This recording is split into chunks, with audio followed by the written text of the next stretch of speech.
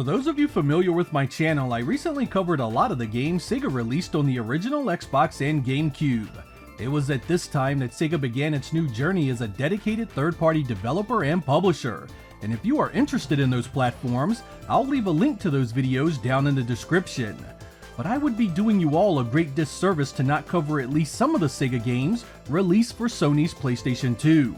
Once figuring in Japanese exclusives, Sega released more games on the PlayStation 2 than any other console that generation. No kidding, there were a ton, and I'm willing to bet there's a number of them you haven't played. For that reason, I'll be skipping the usual suspects in favor of a more curated list of exclusives and the more interesting releases. That means we won't spend any time talking about most of the stuff I've already covered on the Xbox and GameCube, or many of the games that were Japanese only. While games like Crazy Taxi has its fans, I want to keep your attention on a list that largely couldn't be played on any other console that generation. Despite all that, there are still many games here to cover, and in this episode, we are going to talk about what I consider to be some of the more interesting releases for the PlayStation 2. We'll save the full reviews for another day, so we'll be flying through these to keep the runtime manageable. In no particular order, Sega and the PlayStation 2.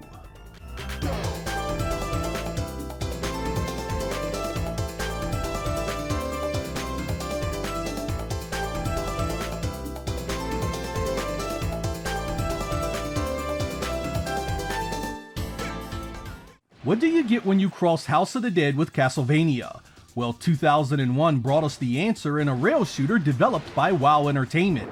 This one follows two vampire hunters as they battle the undead menace and try and save as many people as they can. It was originally a Namco 246 arcade game, which was directly based on the PlayStation 2, so the home conversion is fairly accurate. It really does remind you of the House of the Dead series in terms of theme, and retains a similar setup with two-player co-op, multiple paths, and special modes. It wasn't all that well reviewed, but I really did enjoy it myself. It was a worthy light gun shooter that supported both the GunCon and GunCon 2. If you enjoyed Sega's other gun games, this one should be right up your alley. Virtua Fighter 4 was originally a Naomi 2 arcade game. There was no way the PlayStation could replicate the power of that board 100%, but you absolutely must respect the job AM2 did here. Released in 2002, this was a massive upgrade over Part 3 in every single way. It visually stomped it, and the new gameplay felt great, while holding on to the core mechanics that were so well done to begin with. It was the first game in the series to sell really well in Western territories, prompting Sega to release the Evolution upgrade there as well. This came with a massive bonus called Virtua Fighter 10th Anniversary, an homage to the flat-shaded Virtua Fighter 1 that was released separately in Japan. To date, it's easily my favorite fighter on the console. In 2002, Sega published the Red Entertainment developed Gungrave. This was a third-person hyper-action shooter with quite a bit of inspiration from Devil May Cry. As Grave, you must avenge yourself by essentially killing everything that moves in the three-dimensional environments. You get access to dual-wielded guns and special attacks against countless foot soldiers, vicious bosses, and environments that can be destroyed. It doesn't stray too far from the base action of shooting targets, and it can be a tad repetitive in the late game, but there is no question it has a ton of style. There was another Gungrave on the PlayStation 2 called Overdose, but Sega had nothing to do with that one. Shinobi made his triumphant return in 2002 courtesy of Overworks. Now with fully polygonal visuals and play areas that could be explored, it was a radical departure from the 2D games this series had been known for. The story also takes a much darker turn as demons invade our world, and only the Shinobi can stop it. If you are familiar with Ninja Gaiden's three-dimensional update, then you should have an idea of what to expect here. The combo-laden gameplay is also filled with jumps, wall running, projectiles, and deadly finishers. This deserved to be on the Dreamcast, but I'll take it either way. It was one of the better transitions to 3D for an older Sega franchise. In 2003, Sega AM2 did a flight combat game called Aero Elite Combat Academy. This was, for the most part, a more in-depth version of Afterburner. Instead of simply blasting off countless missiles at enemies that come straight at you, this offers a bit of dogfighting with far more realistic visuals. It has a simple arcade mode that throws you straight into the action, and it has a few other options like training, competition, free flight, and a 2-player mode. It's part of the Aero Dancing series, which started back on the Dreamcast. Developed by Hitmaker, 2003's Virtual on Mars was essentially a home port of Sega's 2001 Virtual on Force arcade game. It largely features many of the same stage and mech designs, a 2-on-2 mech-based combat game where your goal is to defeat the other team. Entirely new to this game is the Dramatic mode, which gives you missions to complete and a beefed up story that ties it all together.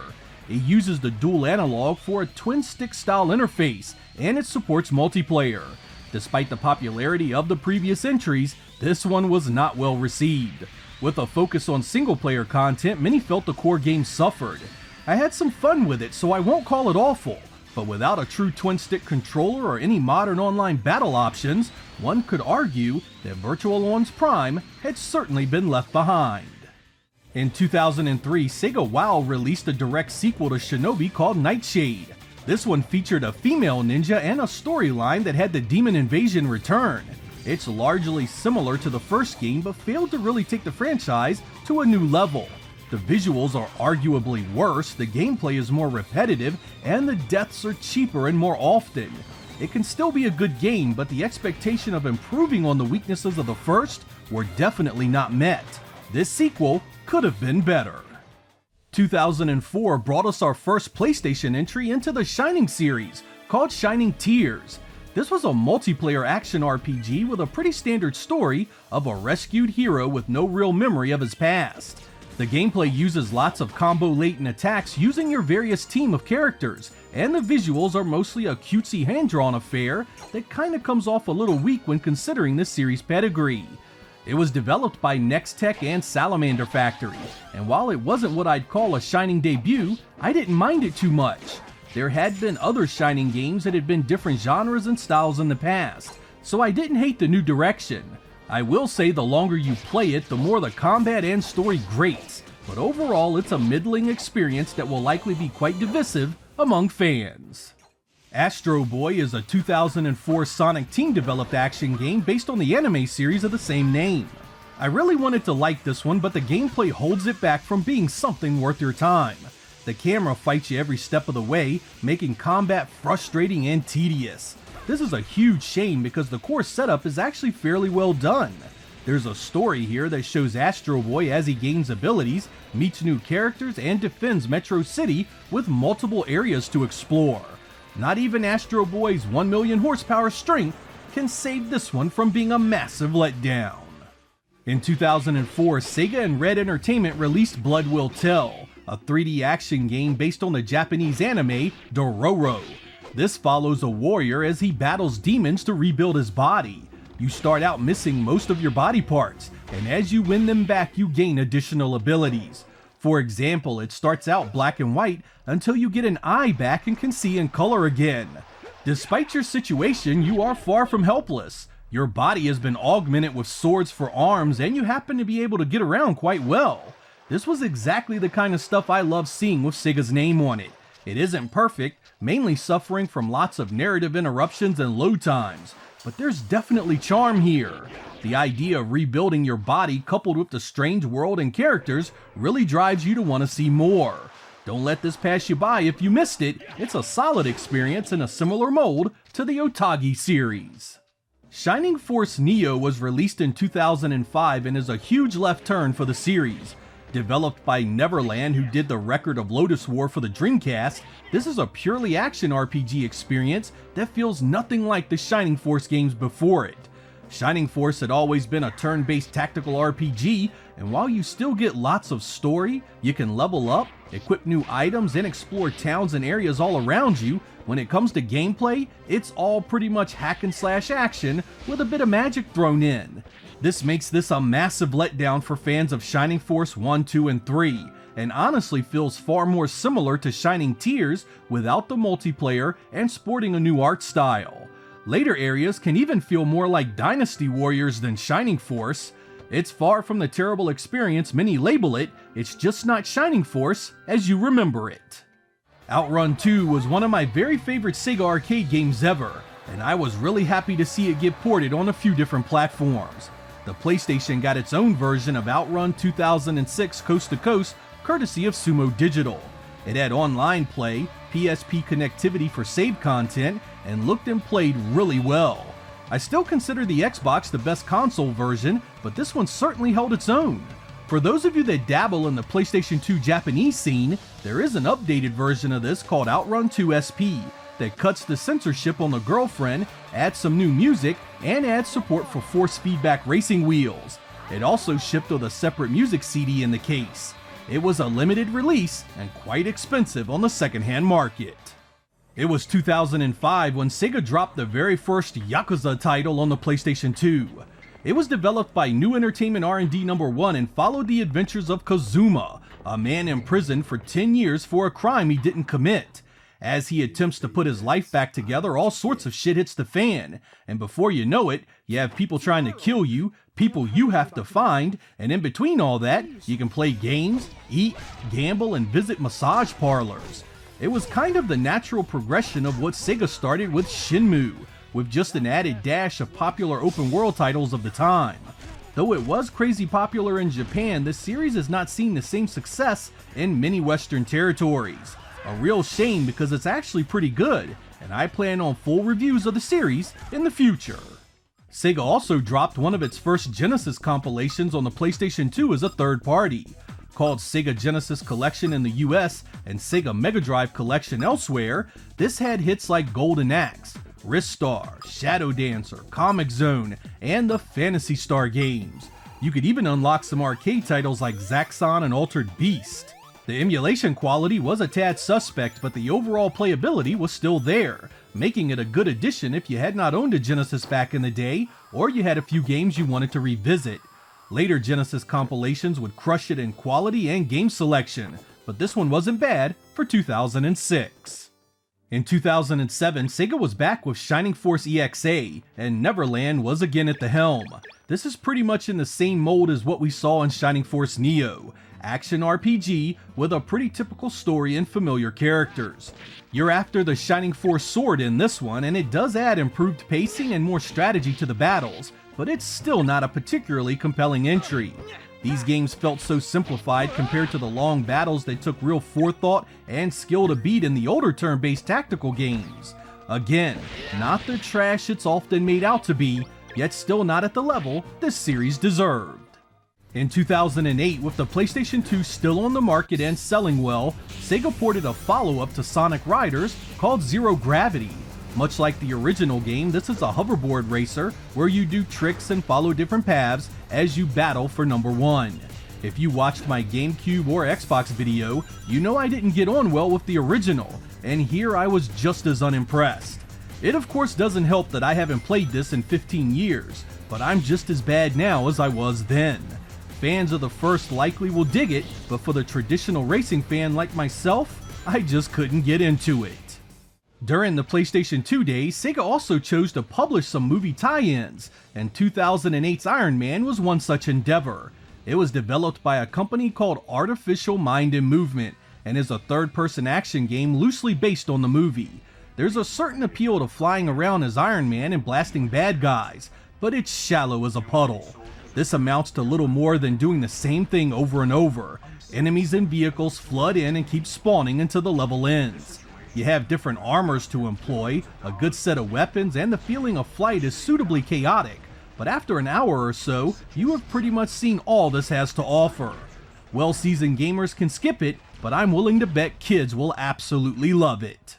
Also in 2008, Sega published The Incredible Hulk, developed by Edge of Reality. This was based on the film at the time and is absolutely hilarious start to finish. You can break or damage pretty much everything in the game. It plays terrible, but doesn't matter because you can just walk or climb through everything around you. There's even a self-heal that makes it a cakewalk for a good portion of the game, making this feel targeted to a very young gamer. That's about right too, because anyone expecting something meaningful from this title is gonna be sorely disappointed. Play it for the laughs, but you won't be coming back for seconds. New Entertainment R&D Department number 1 was back in 2006 with a sequel to the new Sega franchise, Yakuza. Because this underperformed in the West the first time around, Sega decided to localize it as cheaply as possible this time, leaving the original Japanese voices intact and just adding subtitles. 1 year has passed since the events in the first game, and things are still not settled. With Tojo Clan still weak and its leader killed, you are drawn back into the world of the Yakuza once again. Much of the game is largely the same, from the things you can do to entertain yourself to the combat system. It took it 2 years to get a US release, and it did sell a bit better, but its popularity was still primarily in Japan. Because the PlayStation 2 lasted on the market far longer than its competition, it received ports of games that were primarily for the newer generation of consoles, like the Wii, 360, and PlayStation 3. One such title was 2008's Sonic Unleashed. This was both a radical redesign of the Sonic formula for Sega, and a return to the speed that previous 3D outings sorely lacked. Dr. Robotnik returns, corrupts the Chaos Emeralds, nearly destroys the planet, and turns Sonic into a freaking werehog. This ends up being a game with two very distinct gameplay engines. One is where Sonic is essentially on a roller coaster, with lots of ring collecting, auto-targeted enemies, and a breakneck pace that feels fantastic. It also has the werehog levels, where you are essentially a lumbering melee machine, beating down enemies with combo-based attacks that can be upgraded over time. Some people hated it, but I thought it was a nice change of pace from the speed sections. Still, the story and characters are standard fare, and there is a repetition here that holds it back from greatness. If you played this one on the Xbox 360 or PlayStation 3, you'll want to know that the PlayStation 2 version takes after the Wii and has numerous design differences. It's not the same game, and worth a look if you haven't experienced it. In 2005, Sega WoW and Sega Software decided to reboot the Altered Beast franchise into a 3D action game with a very different story, characters, and setting.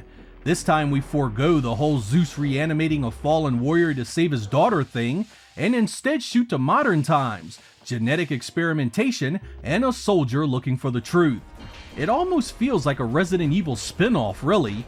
The action takes place in the third person, and is mainly close-up melee combat with a dash of projectile-based attacks. Like the original 2D outing, you get multiple beasts to turn into here, stuff like a wolf, a merman, a minotaur, a dragon, and even an alien. Like a lot of these revivals, it's not a particularly well-made experience, but it's also not the gutter trash some argue they are. I'd play this over the Fighting Force games any day. I think Sega targeted these games to kids with simple mechanics to appeal to the broadest audience possible. That of course means there isn't much here for someone looking for something deep and meaningful, but if you're just looking to kill stuff, it certainly has its charms. In 2008, Sega Studio China ported Nights into Dreams to the Japanese PlayStation 2.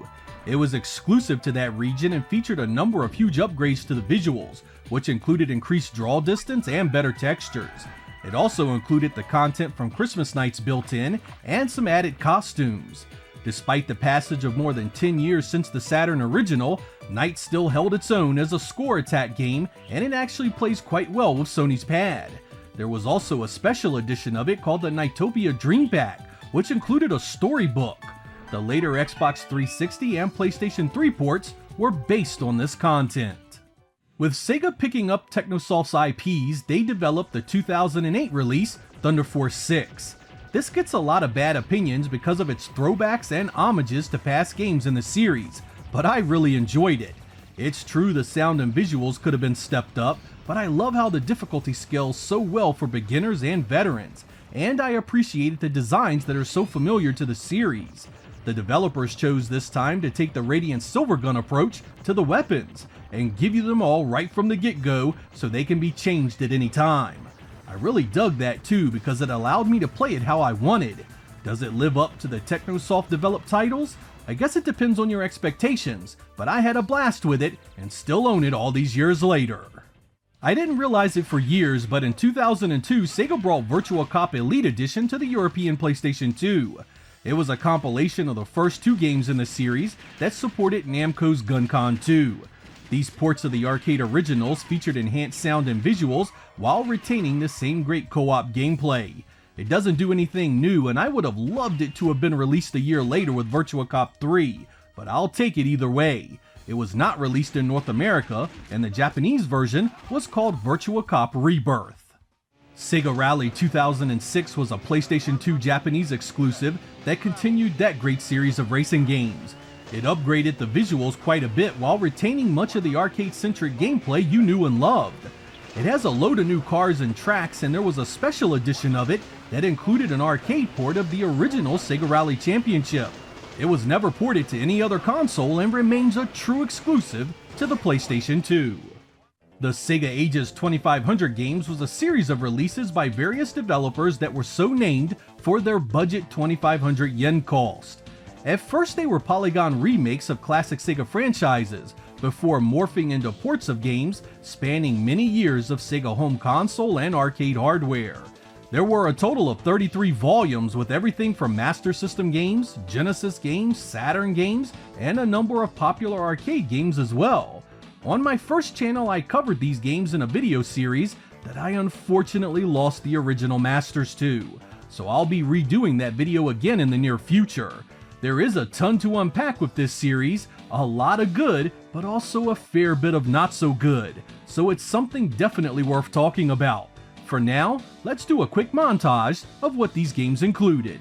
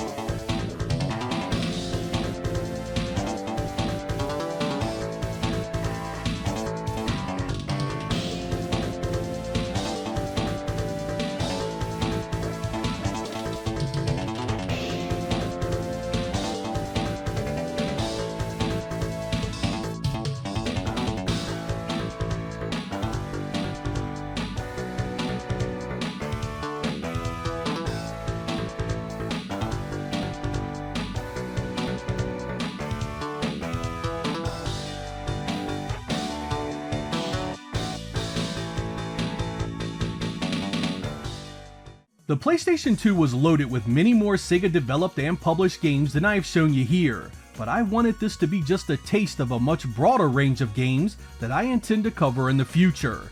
As I mix in 6th generation coverage, we are going to start to see Xbox, GameCube, and PlayStation 2 games more frequently, and see just how Sega began to change as a third party before its ultimate form as a holdings company after its merger with Sammy. It was an interesting journey with many surprises and letdowns, and it makes for one heck of an interesting topic. If you'd like to see a PlayStation 2 game that I didn't cover here, let me know down in the comments and maybe I can fit it in a future episode. Should you have any interest in the titles we did cover, PlayStation 2 emulation is actually quite solid these days, so if you have a PC, don't be afraid to give it a go. There are even some pretty nifty upgrades in regards to resolution and performance you can use.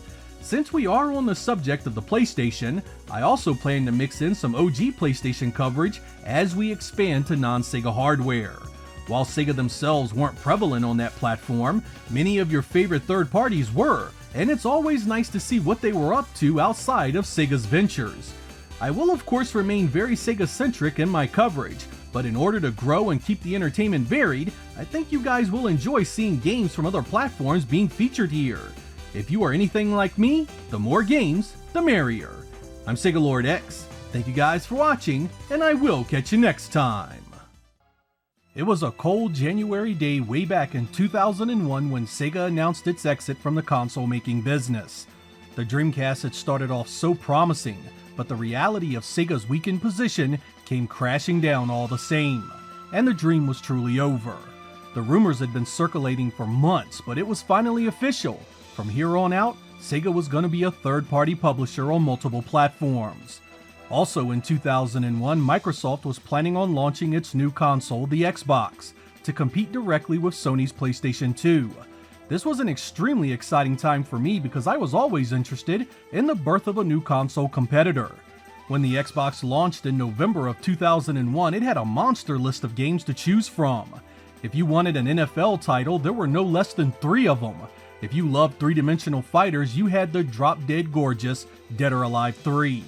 And of course there was the unforgettable Halo Combat Evolved. I picked up the console around its release and enjoyed it immensely, and even though the launch games kept me plenty busy, it was the fact that Sega games were on their way that excited me the most. I didn't have to wait long before the big hitters started showing up in early 2002, starting what was a fantastic run of releases for Microsoft's freshman hardware. In this episode, we are going to do a rundown of Sega's presence on the Microsoft Xbox, talk a bit about their quality, and see if any of this stuff is worth your time. I hope you guys enjoy Sega on the Microsoft Xbox.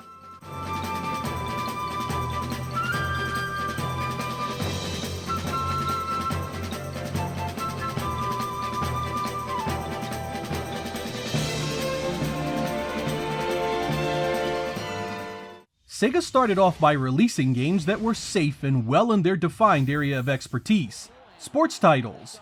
NFL 2K2 was a port of the Sega Dreamcast version, and it was every bit as incredible here. Sharp visuals, great performance, and gameplay that kept you coming back for more.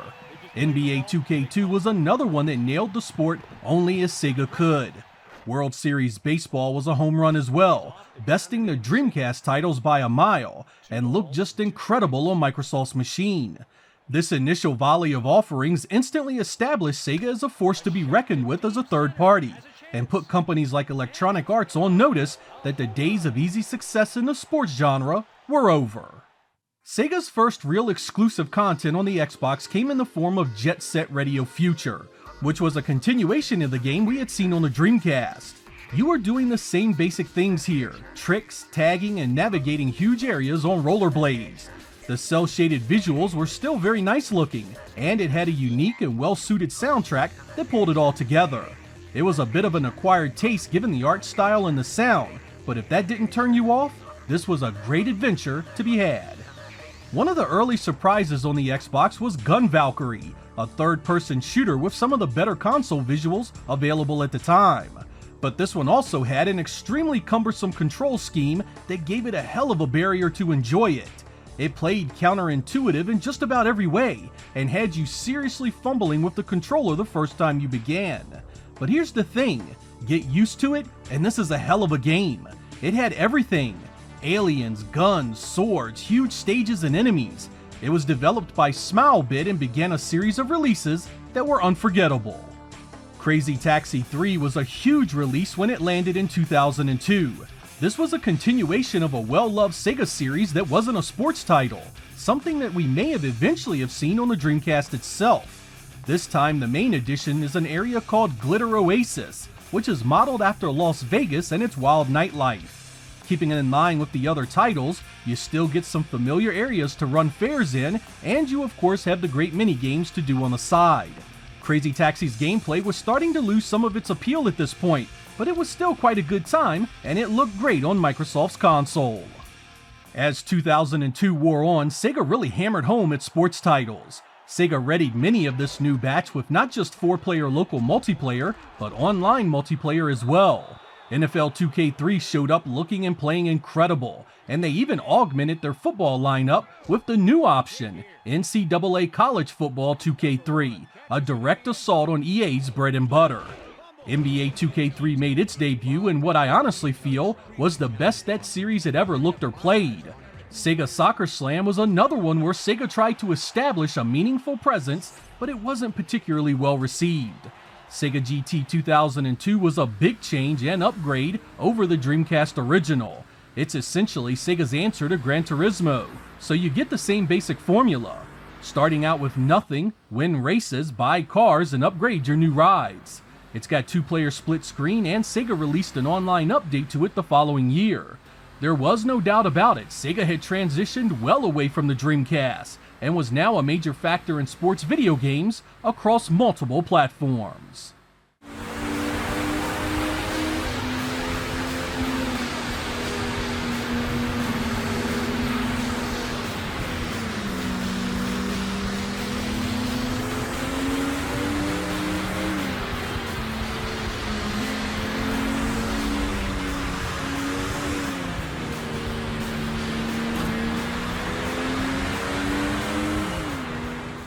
Sega really brought the retro feels to the Xbox with ToeJam and Earl 3, a 3-dimensional take on the classic formula. Yep, you get to explore large environments, collect stuff, use power-ups, and play with your friends in split-screen action. This was especially interesting because it kept the idea of randomly generated levels, which meant it was a very different game every time you played it. And since there were well over 24 levels, there's a lot to see and do. There was even downloadable content for it on Xbox Live. Shenmue 2 was a huge one. As many of you know, the North American release for this was cancelled for the Dreamcast, so to see this come home on the Xbox was something I had waited a year for at that point. The move to different hardware of course meant graphical changes, but overall it was still a good-looking title that ran better on Microsoft's new machine. It also had a new in-game camera for screenshots and Dolby Digital 5.1. I also appreciated the movie that they included that chronicled the events in the first game, so newcomers knew what the hell was going on and vets could get a full recap. Ryo's adventure in Hong Kong bested the original in many ways, felt larger and more alive, and perhaps most importantly, continued the legacy of a story that was in danger of being forgotten in the wake of Sega's leap to a third party. I still have my original copy, mint in box. I'm scared! They're going to kill me! I didn't do anything!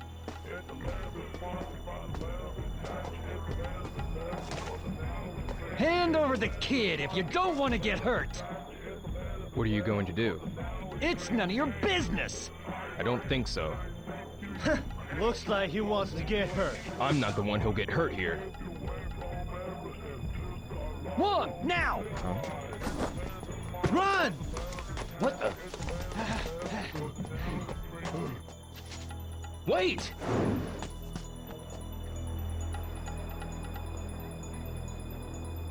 I lost them. The Phoenix mirror's inside that bag. 2003 started off with a hell of a bang. The House of the Dead 3 was released on the Xbox and man was it a beauty. This had originally been announced for the Dreamcast but was moved when Sega fully shut down development for that console. It was a great decision because House of the Dead 3 was a custom fit for the powerful architecture in the Xbox. This was the best the series had ever looked by a mile, retaining the 2-player co-op and light gun support. The big new addition was a standard rapid-fire auto-reloading shotgun, and returning we get multiple paths and a bunch of hidden content spread throughout. If you can believe it, Sega even included House of the Dead 2 complete in all its glory, making this an incredible value for your money. The steamroller known as Sega Sports continued at the end of 2002 and on into 2003, as NHL 2K3 made its debut. Like their NBA series, NHL 2K3 made some major strides over the years and had become a fantastic entry into professional hockey. Even a non-fan like me could appreciate it. NCAA College Basketball 2K3 started another line of sports games that Sega wanted to dominate, and wow, what a start it was. This was every bit the game their NBA series was, offering tons of teams and a great collegiate feel that really nailed the culture. World Series Baseball 2K3 showed up and continued that lineup's excellent showing. Sega Sports had made its mark on the Xbox platform, and it was undeniably becoming one of the company's most successful endeavors. 2003 brought about the glorious sequel that Sega Saturn fans had been clamoring for since Part 2, Panzer Dragoon Orta. This brought us back to the shooting action seen in the first two original releases, but actually takes place after Panzer Dragoon Saga story-wise. And just like the original trilogy, Orta was a graphical masterpiece on the Xbox. Each stage has some of the better visuals of the era, and it ran at a great frame rate that never let down the action.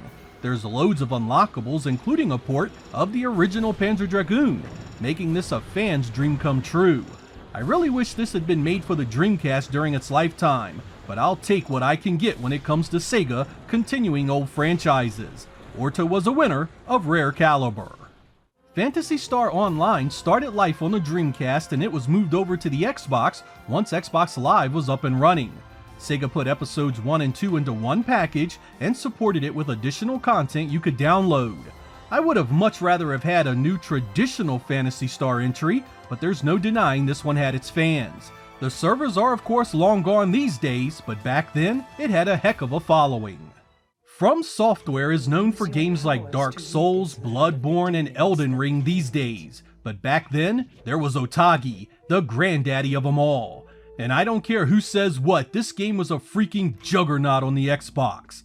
It's essentially a third-person action hack and slash with a deep combo system that allows you to upgrade your character and items and interact with your environment. Visually, there was nothing like it at the time. The world was so alien yet familiar, and the enemies were gruesome monstrosities not to be taken lightly. It's a heck of a journey too. You get told to kill your own father, witness a demonic invasion, and you get killed. Then you must fight your way back to the land of the living and then set things right by killing the dude that caused it all. It's deep, beautiful, difficult, and a journey no one should miss.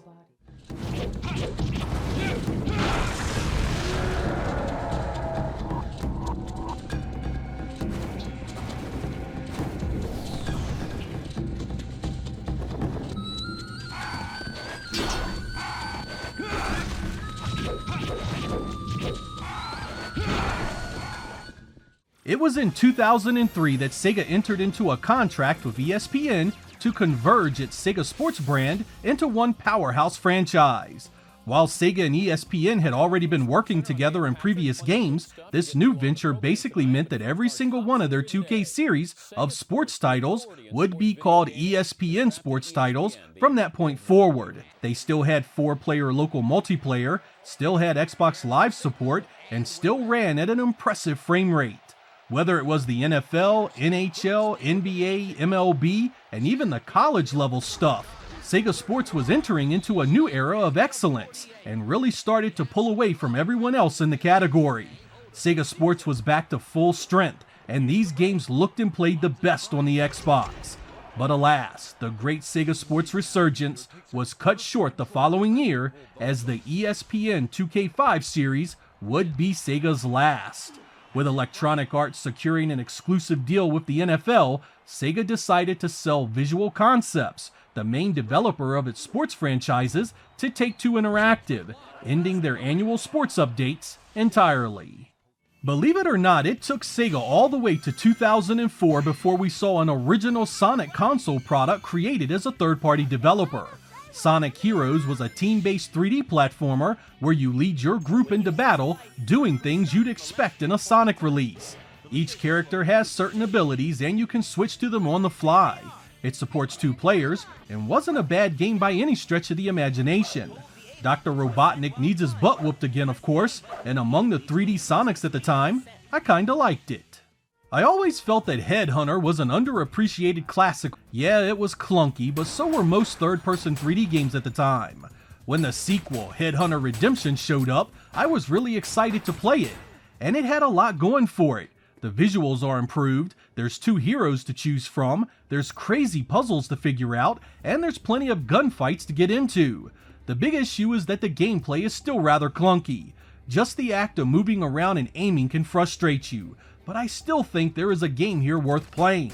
I really enjoyed the stealth elements and the missions always had something fun to do. Whether it was an all-out weapons display or some wild puzzle out of the blue, it held my interest. It could have been better, but I still enjoyed the experience. From Software was back again with Otogi 2, an update to one of the Xbox's best action titles. This one adds more warriors to the mix, each with their own attacks and magic to let loose. As good as the first one was, this improved pretty much everything. More technique, better visuals, more interesting stages. If you loved that original, this is a natural transition to a more polished product. It's still really hard, so expect quite a bit of gameplay before you see that ending. These games are in terrible need of remastering on modern consoles. To leave them forgotten is a crime against the hobby.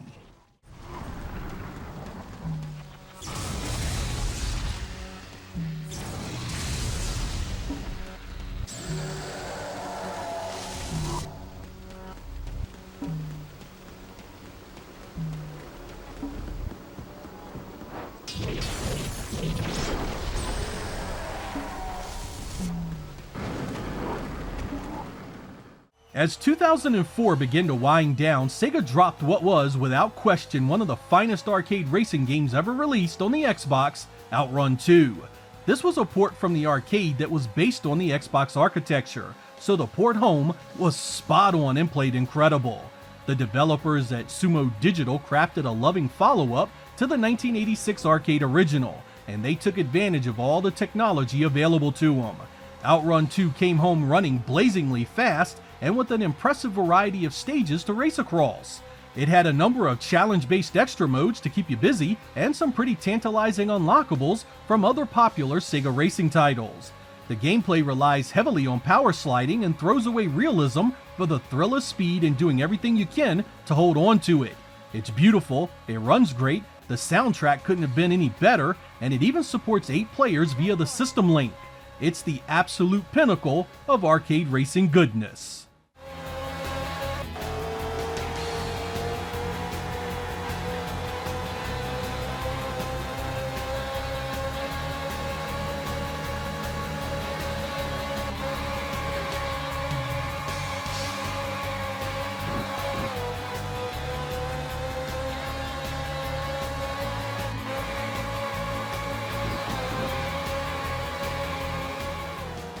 Sonic Mega Collection Plus was a compilation that was much more than a few Sonic Team titles.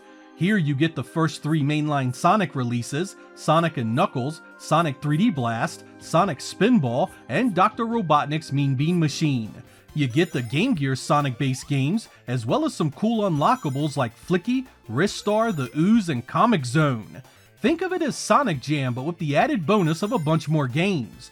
If you hadn't played these back in the 1990s, it was a great way to get them all in one package.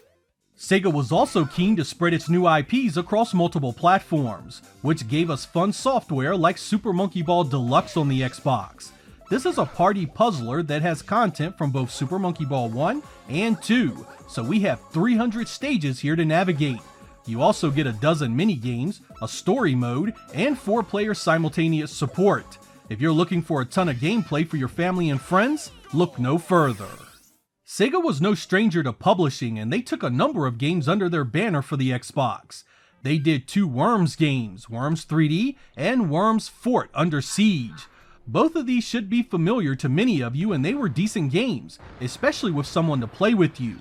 Iron Phoenix was a 3D hack-and-slash beat-em-up that supported 16 players on Xbox Live, but also had a story mode for local play. It wasn't the best, but was certainly interesting if you had a lot of friends to play with. Spartan Total Warrior, on the other hand, was a 3D hack-and-slash you could really sink your teeth into. It was a spin-off of the Total War series where instead of realistic strategy-based gameplay, it put you down on the field against hundreds of enemies. It's sort of an old-school take on God of War, complete with the mythical story elements and wild enemies like Hydra, Minotaurs, and zombies. It's unfortunately just one player, but it's one heck of a ride all the same. The Spike Out games had primarily been an arcade series before the Xbox got Spike Out Battle Street in 2005. This is a 3D beat-em-up that had a dozen fighters to choose from, supported 4-player couch co-op, 4-player system link, and 4-player Xbox Live support. It's likely what a Streets of Rage 4 would have looked like at the time had Sega actually made one. It had a pretty uninteresting story attached to it, but it's definitely a fun game with a few friends in tow. It puts you in mind of other arcade-style games from Sega, like Zombie Revenge and Dynamite Cop, so if you enjoyed those, you'll likely get a kick out of this one.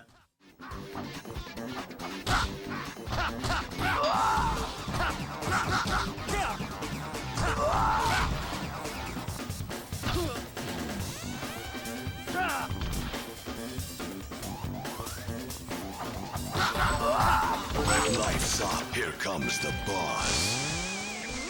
Sega also published Taito Legends in the United States for the Xbox. I wanted to shine a light on this one real quick because it has a number of classics on it I think many of you will appreciate.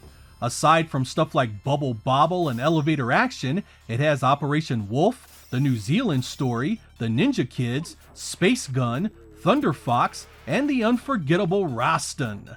The emulation is decent and it's fairly inexpensive these days. A great little combo package for fans of Taito arcade classics.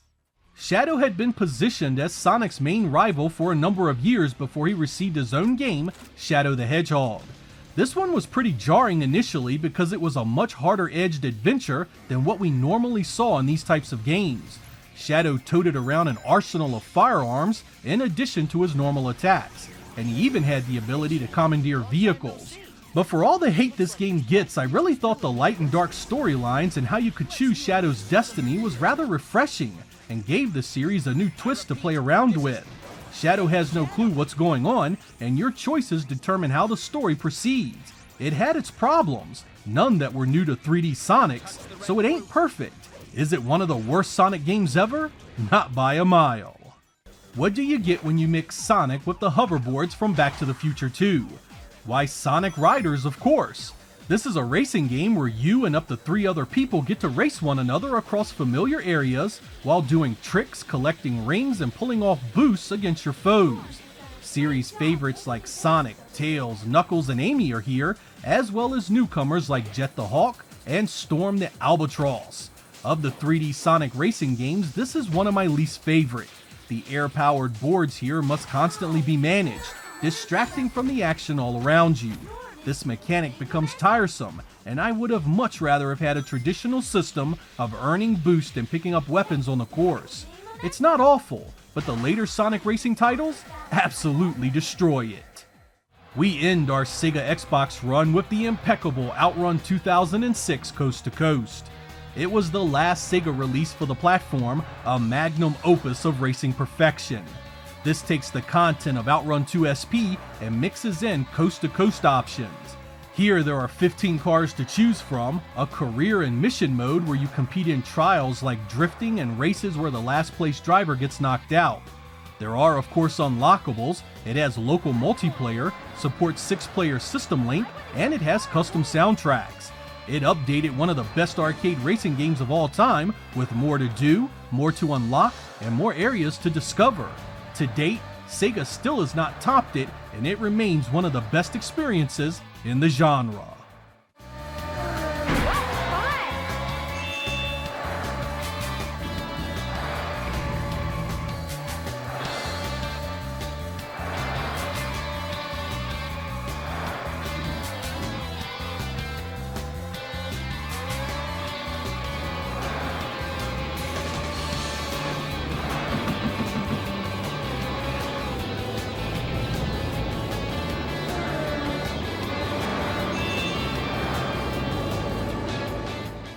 I wanted to do this episode because the channel will be slowly moving into the era where Sega was primarily a third-party publisher.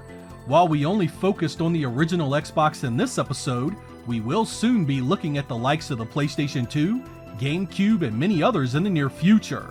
I plan to still cover the 8, 16, and 32-bit machines regularly, but I thought it was high time for us to extend our coverage to Sega's years after they left the console business.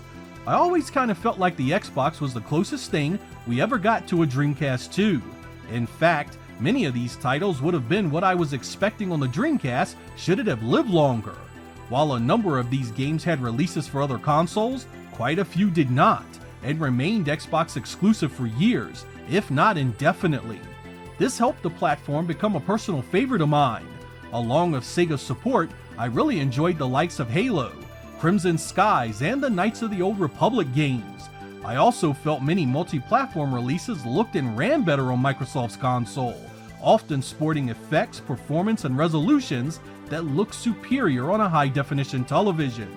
In the future, I plan to delve into these games far more and break down why so many of them made this platform one to reckon with, even though it had far fewer releases than Sony's PlayStation 2.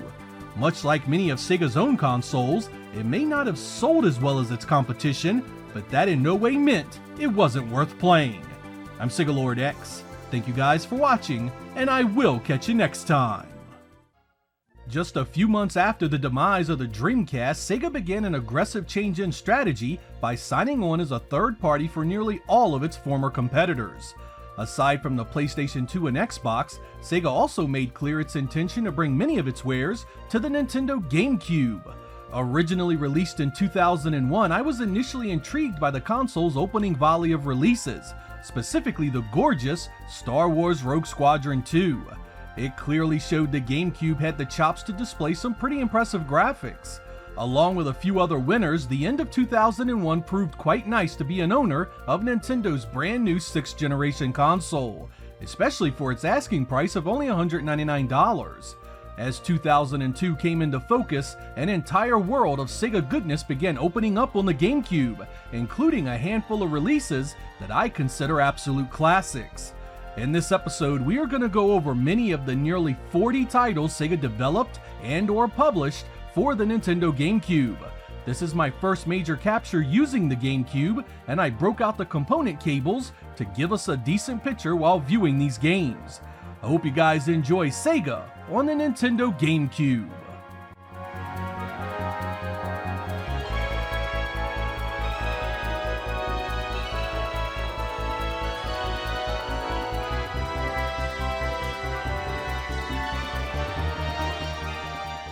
We began our journey with Super Monkey Ball, a sort of remake of a game called Monkey Ball that first appeared in the arcade for Sega's Naomi platform. When it showed up at the launch of the GameCube, it came with nearly 100 stages, 4 player contests, and a slew of awesome party minigames. Don't let the cute little monkey throw you off. This is a crazy fun time and takes such a simple concept as rolling a ball to an exit and makes it really addictive. Get a few buddies together for some monkey golf, monkey billiards, and monkey target, and you have a night of endless laughs and fun. It was the reason to have multiple controllers when you first bought the system.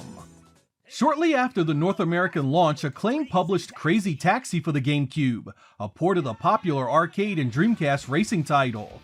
Here you get the same memorable soundtrack, locations, and city that you loved before, if not a tad less impressive due to the passage of time and no real upgrades as far as visuals. It's still really fun and includes the extras that were added to the Dreamcast version. It gets the job done, but I'd rather play this on Sega's console. Sonic Adventure 2 Battle represented a unique chance for Sega to expose Sonic to an entirely new generation of gamers, but they chose to tweak little things and add multiplayer content to a game that desperately needed some refinement in its gameplay. I enjoyed Sonic Adventure 2 on the Dreamcast, but with this reissue, there needed to be something done about the camera issues that continue to dog it. Don't take that as everything is bad. There are some real treats in this version. GBA support that's far better than the old VMU, more character and stage content, and a ton of changes to the 2-player modes. If it's your first time, it still packs a punch, but if you're coming for some meaningful changes, you won't find them here. There are some games that are just simple stupid fun, and that certainly describes 18-wheeler American Pro Trucker. Your job is to run your route, take down your rival, and get in under the time limit. The setup really couldn't get any simpler. Sometimes all you have to do is literally park your truck. But in the typical Sega fashion, there is loads of style that really add to the presentation. While driving, you'll get some wild weather effects, different areas of the country, and you get mini games to play around with in between. Acclaim was behind this port of the Dreamcast and arcade original as well, and it holds up a bit better than Crazy Taxi. Add in the 2-player mode, and it's still loads of fun today. Sega kicked off its sports offerings with the US-only release Home Run King. This is a very arcadey take on MLB, and does come fully licensed. It's quite different from Sega's World Series baseball line, and the gameplay is fairly fun. Its only real issue are the imbalances in the presentation.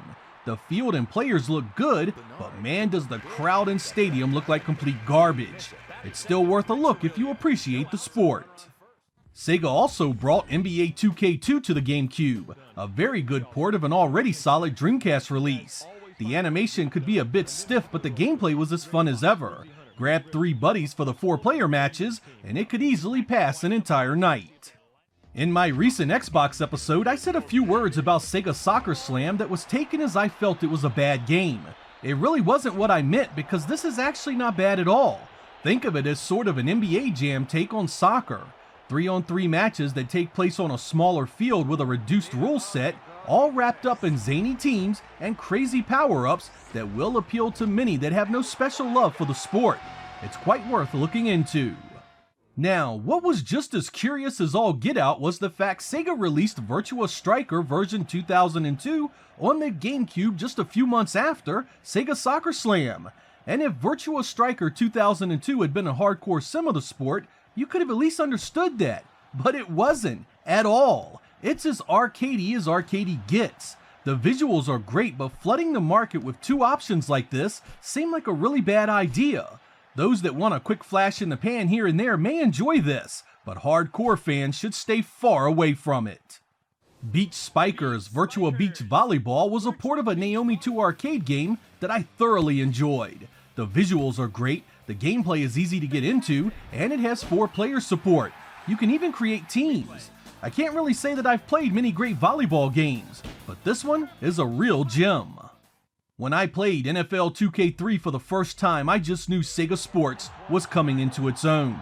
The visuals, the AI, the playbooks, the presentation, it all just screamed a level of quality that really started to pull away from EA in its Madden series. The GameCube version was just as nice and supported 4 players at once. Sega did a bang-up job on this port, right down to a killer franchise mode. Less than a year after the first Super Monkey Ball, Sega was back with a part 2 for Nintendo's powerful little cube. And man, it was amped up with a ton more to do. Monkey Tennis, Monkey Golf, Monkey Soccer, Monkey Baseball, and tons more await you and up to 3 of your friends. Of course, it still has the story mode and single-player content if you're all alone. Sega was crushing it with their sports titles on the GameCube early on, so it was no surprise to see NCAA College Football 2K3 show up as well. Much like their NFL series, this exudes quality start to finish. Excellent visuals and gameplay capture the look and feel of college-level football perfectly. It was almost like being in the real thing. Sega's NBA 2K3 was a nice step up from the previous release, and we got it just 7 months after. The addition of the ESPN coverage added some much-needed authenticity to the feel, and the 4-player support returned. It even had a street mode to mess around with outside of the stadium. Phantasy Star Online Episode 1 and 2 was a combo game that included the content found in the Dreamcast original and brand new content created just for this release. As a hunter, you must run missions and battle all sorts of nasty monsters in an effort to rid your planet of a menacing new threat. The combat is in real time where you can gain experience and money, which can then be used to upgrade your weapons and items. Grab some friends and you can run 4 players in split-screen action. Many believe that because it has online in the title, you need an internet connection to enjoy it. Not so. It has a full offline mode for you to enjoy. Sonic Mega Collection is a fairly solid compilation of some of the best Sonic titles ever released. You get all the Genesis games including Spinball and Mean Bean Machine, and a pile of extras like Flicky, Ristar, The Ooze, and Comic Zone. It lacks the extra Game Gear content of the Plus version released for the PlayStation 2 and Xbox, but it's still a great list of games. NCAA College Basketball 2K3 was a no-brainer with all the other big hit sports titles coming from Sega and hitting the GameCube. This actually holds up well even now thanks to the players not being such a huge piece of the experience. It still looks, runs, and plays great. As 2002 came to a close, Sega needed to face the harsh reality that the GameCube audience was simply not responding well to their sports titles. NHL 2K3 would be the last time Sega brought one of its sports offerings to Nintendo's platform that generation. As you'd expect, the quality of NHL 2K3 was spot on perfect. Franchise mode, ESPN presentation, and more camera options than you could shake a stick at. The sad fact was most GameCube owners were there for Nintendo's games, and Sega Sports was an unfortunate casualty. Kicking off 2003 was Skies of Arcadia Legends, a port of the Dreamcast RPG that is one of my favorite games ever. You control a team of air pirates as they take to the skies to stop the evil Valuan Empire. This port fixed a great many things about the original. It runs better, has improved character models, reduced random battles, new quests, and new items to equip. It's the ultimate director's cut to one of Sega's very best Dreamcast efforts. It's a must-play.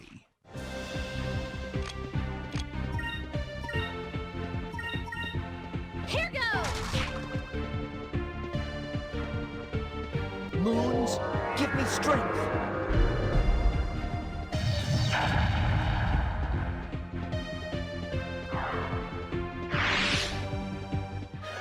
That was easy. Like Sonic Adventure 2 Battle, Sonic Adventure DX was supposed to be the ultimate version of Sonic's first real 3D outing, and yet once again, I have mixed feelings here. I like the new content, which includes a bunch of Game Gear Sonics you can unlock, but as a director's cut, it lacks the fundamental improvements you'd expect of a game that is nearly 5 years old at that point. The camera is still a huge problem, and it feels so unwieldy compared to other 3D platformers at the time. I mean, this was after Mario Sunshine for Pete's sake. Sega needed to do more calling this a director's cut. When it was on the Dreamcast, it was a fun introduction to the 6th generation. On GameCube, expectations were quite a bit larger. I have a lot to say about the Sonic Adventure reissues, and we'll definitely tackle it more in the future. Nintendo and Sega came together in the summer of 2003 and nailed what was one of the better racing experiences on the GameCube, F-Zero GX. Wow, was this a revelation! F-Zero had been great on the Super Nintendo and Nintendo 64, but this was another level of badassery altogether. Not only was it gorgeous visually, but the soundtrack was firing on all cylinders and the gameplay was fast and incredibly smooth. It's a tough one though, so be prepared to put some time in before you see any real success. This is a GameCube must-play and nothing short of an absolute classic. Sonic Team was quite prominent on the GameCube, and they created a brand new property called Billy Hatcher and the Giant Egg that was released exclusively for the platform in 2003. In this rather peculiar tale, you must use the power of a rooster suit to defeat the evil Black Crows and save Morningland from eternal night. As you'd expect by this point from anything from Sonic Team, it's quite gimmicky. You must literally use a giant egg to attack enemies and deal with stage hazards and obstacles. Fortunately, it's a fun gimmick that isn't a bad little adventure at all. It's much slower than the Sonic games, and it puts a greater emphasis on grading you, similar to something like Nights into Dreams. It has some camera issues, but overall this can be rather fun for youngsters and those looking for a 3D platformer that does things a little different. 2004 began with Sega releasing Sonic Heroes. This focused on a team aspect that had one member that could fly, one that could smash things, and one that was really fast. Stages were set up where you needed to switch between them regularly to deal with obstacles and enemies. The visuals were really nice, but it still has the incredibly annoying camera and pit deaths that have been dogging the series since Sonic Adventure. There's still a lot to enjoy here though, and it's not nearly as bad as some will have you believe.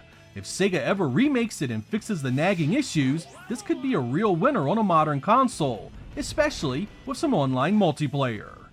Sega and Sonic Team really turned a 180 on the Phantasy Star Online crowd with Episode 3, Card Revolution. This upended everything by turning the game into a turn-based strategy game that uses cards in a special system called Hunters, or Hero Side, and Arcs, otherwise called the Dark Side. Hunters primarily attack with weapons, while the Arcs summon powerful monsters to do their bidding. Battles take place in a grid-based arena, and the visuals have received a big makeover as well. There is story content here for the single player, and of course there's multiplayer, but you're going to want to do some reading before you jump in. The in-game tutorial is almost worthless, and it's nothing like the previous games in the slightest. Still, if you appreciate card games and collecting things, this might just be a hidden gem among Sega's offerings here. Sega would publish Samurai Jack for the GameCube as well. This was based on the Cartoon Network show about a mighty samurai trying to get back to his own time, the victim of the evil Aku. This one got some very middling reviews back in the day, but I found myself enjoying it quite a bit. It's a combination action game, puzzler, platformer, and collectathon. Jack runs around with his trusty sword destroying robots, saving prisoners, and picking up additional items like throwing knives and arrows. The difficulty of this one is quite tame, so it's tailor-made for the younger audiences. But even older gamers may find some fun here. The visuals are a bit plain and the characters look funky, but I had enough fun with it to finish it way back in the day. Give it a shot if you enjoyed the show. Puyo Puyo Fever was on the GameCube courtesy of Sega. You know it, you played it, and if you enjoyed it, it's just as nice here as it is on other platforms. Amazing Island is a unique take on minigames. Here you must rid an island of the evil corruption that has infested it. You are a young child that has been pulled into a book that was written 1,000 years ago, but its story has huge ramifications even now. You build a monster pet that allows you to fight back against the evilings by taking part in minigames. As you compete and win in sporting style events, you open new monster customizations and eventually new parts of the island. It's a weird mix of monster building, Mario Party style events, and very weak visuals. I really do think kids may have enjoyed this had some of the minigames not been so difficult to find success in. Some of these are not beginner friendly, and a few failures will send many of you to the power button, never to touch it again. It's not terrible, but not exactly a must-own. I really want to like Virtua Quest so much. I mean, the outline of an RPG mixed with heavy platforming and fighting game mechanics that are associated with Virtua Fighter sounds really nice on paper, but the nonsensical story, the simple objectives, and a narrative that interrupts the flow of the game far too often leave me feeling quite put out by this one. The camera sucks too, taking a game with a ton of issues and just leaving you not wanting to play it for very long. I'm not sure what the heck happened during development for a team like AM2 to think this was something worth people's money, but it gets a big thumbs down from me, and a label of one of the biggest disappointments in this episode. Younger kids may find some fun in its simplicity, but most will play this for an hour at most before relegating it back to shelf candy. Sonic Gems Collection was a follow-up to Sonic Mega Collection and contains even more Sonic goodness, this time digging deep and bringing some stuff I thought I'd never see. Right off the bat you get Sonic CD, which was a big deal at the time because there weren't 20 ports of it out then. But you also get Sonic the Fighters, a bunch of Game Gear releases, and even Sonic R. Yep, a freaking Sega Saturn game. Best part of that little nugget is that it looks far better here and fixes the in-your-face draw-in of the original. If you enjoyed any of these in their original forms, this is a fantastic bundle. It even has the Vector Man games hidden in there. For those of you that enjoy Japanese region releases with special qualities, all 3 Streets of Rage titles are in that version. Ever wanted to be thrown into a full-fledged war with dozens of enemies flooding your ranks and fighting for your life at every turn? Then Spartan Total Warrior is a game for you. There's tons of fighting moves to help keep you alive, and there is a constant need to strategize where you are on the battlefield. As you get deeper into its story, you'll face some pretty crazy creatures that will take all your skill to defeat. This needed some multiplayer, but even as it is, I found it a pretty good time. Think of it as a mix of God of War and the Dynasty Warrior series. you'll have a pretty good idea what to expect. Shadow the Hedgehog doesn't get a lot of love, often being cited as one of the worst entries in the series. I do not subscribe to that thinking. While certainly not fantastic, I enjoyed the changes made to give this an identity all its own. From choosing your own path to the gun and vehicular play, it feels quite different from the Sonic stuff before it. It looks great too. Its biggest issue is that it still has many of the same problems that dogged the 3D Sonics before it. The camera can be a real pain and the open stages lead to a ton of pit deaths just trying to navigate them. I still had some fun with it and wouldn't put it anywhere near a worst games list. As 2006 kicked off, the GameCube market was in steep decline and Sega readied its final few releases. Among those was Sonic Riders, a racing game featuring hoverboards.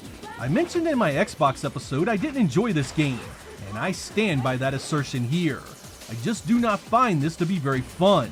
I don't want to do tricks while racing opponents or be heavily punished for missing a predetermined boosting path. It probably doesn't help any that I can't stand playing it for more than a few minutes, so I never got any good at it. It's a good looking game though, and it certainly has its fans. The final Sega GameCube release came in August of 2006, Super Monkey Ball Adventure. Traveler's Tales would do the honors here, turning the series from a party puzzler and into a full 3D adventure title. It still has mini-games and puzzle stages in there, but it also has a full story mode where you actually explore and take on quests. The bad part is that the new direction is point-blank terrible and not fun in the slightest. Having to roll around and talk to NPCs in a Monkey Ball title was a terrible idea. The multiplayer is still there fortunately, so this can still be really fun with friends and family.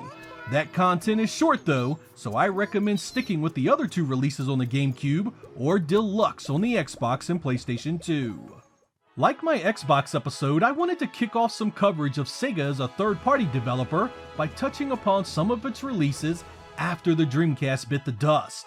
The GameCube was a fine system with a number of classic, unforgettable titles, and Sega was responsible for a few of those. Most of these were released prior to Sega being swallowed up by Sammy, so it was pretty close to the classic Sega as you knew it on the Dreamcast. Going forward, we will be looking at these games again in more detail, including the stuff Sega released for the PlayStation 2 and Xbox. I haven't touched the 6th generation of consoles much outside the Dreamcast, so we have tons of games to look at in future episodes, even more so when I travel outside the realm of Sega. Should you be interested in any of these games in this episode, remember that certain models of the Wii can play GameCube titles, giving you easy and cheap access to component cables, a must since many of these support Progressive Scan. Many of these are also available on the Xbox and PlayStation 2, so check there if a game caught your attention. If you want a no-nonsense recommendation without all the fanfare, Beach Spikers, F-Zero GX, Skies of Arcadia Legends, Spartan Total Warrior, and the first two Monkey Ball games should be in all your GameCube collections. They are fantastic and I plan full reviews for each of them in the future. I'm Sega Lord X, thank you guys for watching, and I will catch you next time.